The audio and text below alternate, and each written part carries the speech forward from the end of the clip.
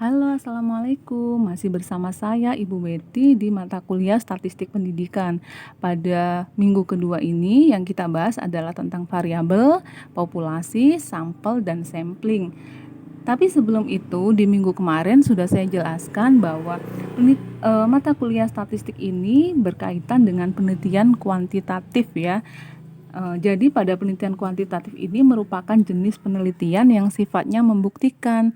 Jadi kita akan menggunakan teori yang ada untuk kemudian dibuktikan dengan data yang ada di lapangan. Nah, dari kombinasi antara teori dan data itu kemudian dianalisis secara statistik, baru kemudian kita ambil suatu kesimpulan.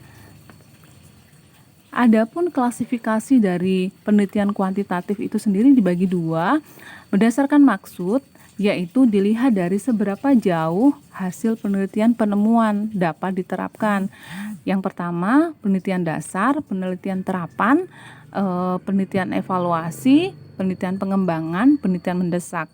Kemudian berdasarkan metode di sini ya dilihat dari strategi dan prosedurnya. Ada penelitian sejarah, ada penelitian deskriptif, korelasional, kausal komparatif, kemudian ada penelitian eksperimen dan kuasi eksperimen. Jadi kalau penelitian kuantitatif itu kalau didasarkan maksud yang mana, maka di sini bisa masuk ke penelitian evaluasi karena tadi sifatnya adalah membuktikan.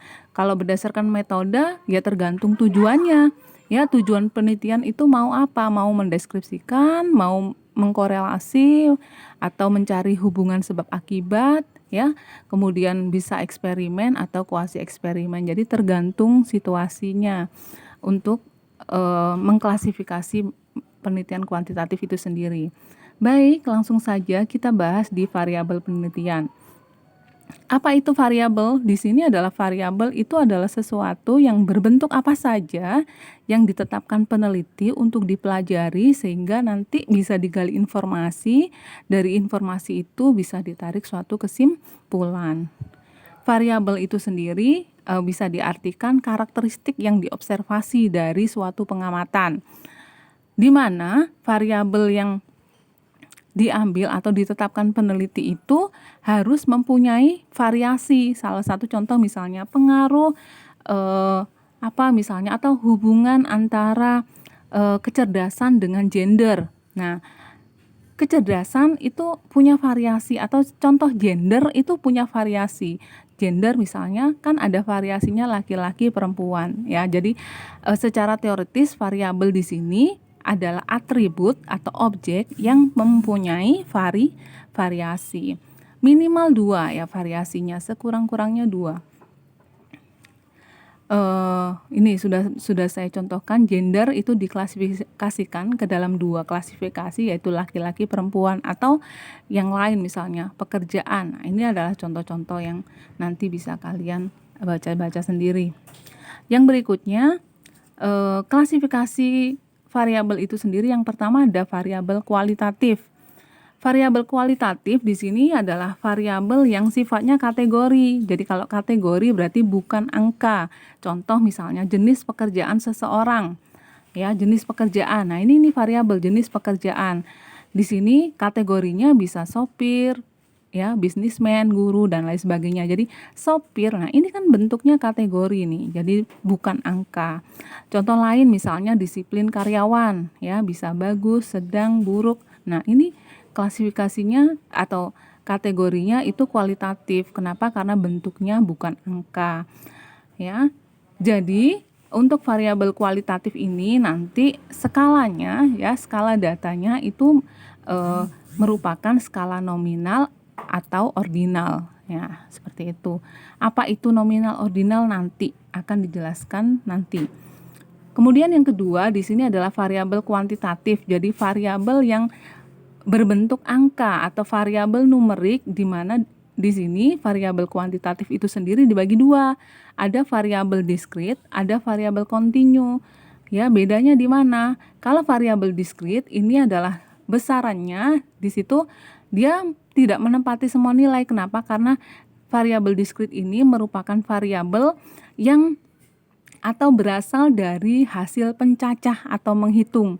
Contoh misalnya jumlah kantor pos yang ada di Jakarta pada tahun 2010. Nah, jumlah di sini kamu bisa hitung 1, 2, 3, 4. Nah, atau jumlah mahasiswa PGMI 3 apa ini? Nah, itu kayak gitu, semester 3. Nah, itu berapa jumlahnya? Ya, itu masuk ke variabel diskrit. Yang kedua adalah variabel kontinu. Jadi variabel yang besarannya ya dapat menempati semua nilai. Kenapa? Karena di sini bentuknya kan kalau tadi diskrit itu dia bulat hasil perhitungan. Misalnya 1, 2, 3, 5 misalnya. Nah, 5 itu bulat. Kalau di variabel kontinu ya ini variabel yang tidak menempati semua nilai. Jadi dia bisa bentuknya desimal, bisa bentuknya bulat. Nah, seperti itu. Di variabel kontinu ini merupakan hasil pengukuran. Ya, ingat, jadi kalau tadi hasil mencaca atau menghitung untuk diskritnya, sedangkan di kontinu di sini adalah merupakan hasil dari pengukuran. Contohnya misalnya tinggi badan, ya, tes IQ atau nilai, ya, nilai skor ujian. Nah, itu bentuknya kan misalnya kalau di sini tinggi badan diukurnya pakai meteran. Ya, misalnya tinggi badan Ari 170,5. Misalnya tes IQ diukur pakai apa? Pakai tes. Nah, seperti itu. Berapa hasil tesnya atau skor ujian? Skor ujian diukurnya pakai apa? Pakai tesnya. Tes itu adalah alat ukurnya. Nah, kayak gitu. Nah, semoga bisa dipahami. Saya lanjutkan di jenis-jenis variabel. Variabel di sini ada beberapa. Yang pertama ada variabel independen. Variabel independen ini selalu kalau di penelitian itu dia pasti ada. Variabel independen bisa diartikan juga variabel bebas atau variabel yang mempengaruhi variabel lain muncul. Nah, itu namanya variabel independen. Yang kedua adalah variabel dependen atau disebut dengan variabel terikat. Variabel yang dipengaruhi atau variabel yang keberadaannya itu dipengaruhi oleh variabel lain yang sudah muncul. Contoh misalnya, pengaruh intensitas iklan, misalnya judulnya begitu ya, pengaruh intensitas iklan terhadap penjualan suatu produk. Nah, mana variabelnya? Intensitas iklan ini adalah variabelnya, ini variabel bebas namanya, sedangkan penjualan itu variabel terikat. Ya. Nah, seperti itu. Masih banyak contoh-contoh lain, kalian bisa gali di buku ya. Kemudian ada variabel ketiga yaitu variabel moderator. Variabel moderator itu adalah variabel yang mempengaruhi hubungan ya. Hubungan di sini bisa memperkuat atau memperlemah ya hubungan antara variabel independen dan variabel dependen. Contohnya misalnya di sini pengaruh motivasi terhadap prestasi belajar. Mana variabelnya? Tadi ada motivasi dan prestasi belajar.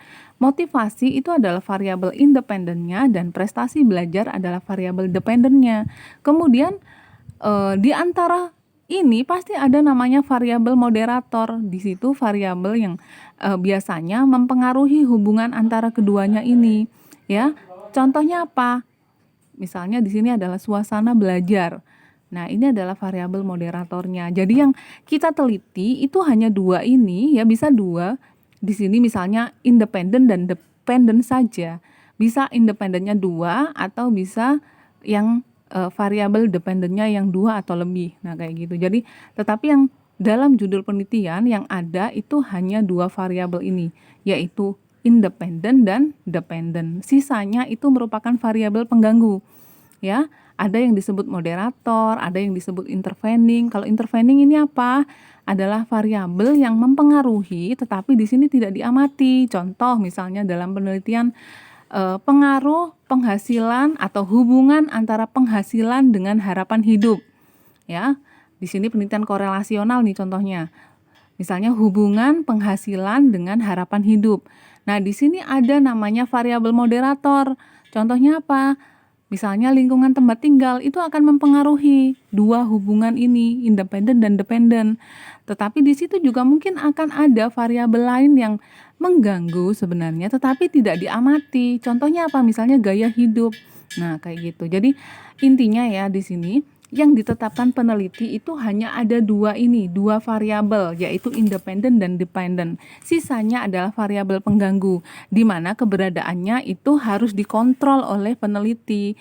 Maka di sini ada namanya variabel kontrol, di mana variabel itu ya berusaha dikendalikan atau dikontrol atau dibuat konstan sehingga tidak akan mempengaruhi variabel yang diteliti.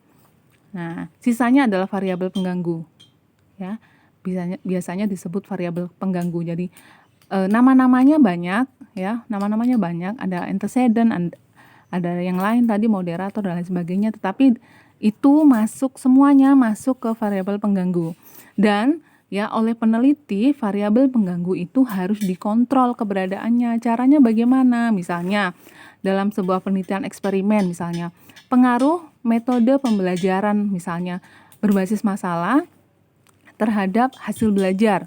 Nah, di sini penelitiannya masuk ke eksperimen ya, maka di situ mungkin akan ada banyak variabel pengganggu, tetapi keberadaannya sengaja dikontrol oleh peneliti. Contohnya misalnya suasana kelasnya misalnya dibangun sedemikian rupa sehingga variabel-variabel lain dimungkinkan tidak akan mengganggu variabel yang diteliti. Nah, seperti itu. Intinya ya, jadi yang ditetapkan peneliti itu hanya ada dua variabel, yaitu independen atau dependent. Bisa yang independennya lebih dari dua atau yang dependennya lebih dari dua. Nah, seperti itu. Oke, sampai di sini dulu videonya. Kita akan next di video yang berikutnya. Terima kasih, semoga bisa dipahami.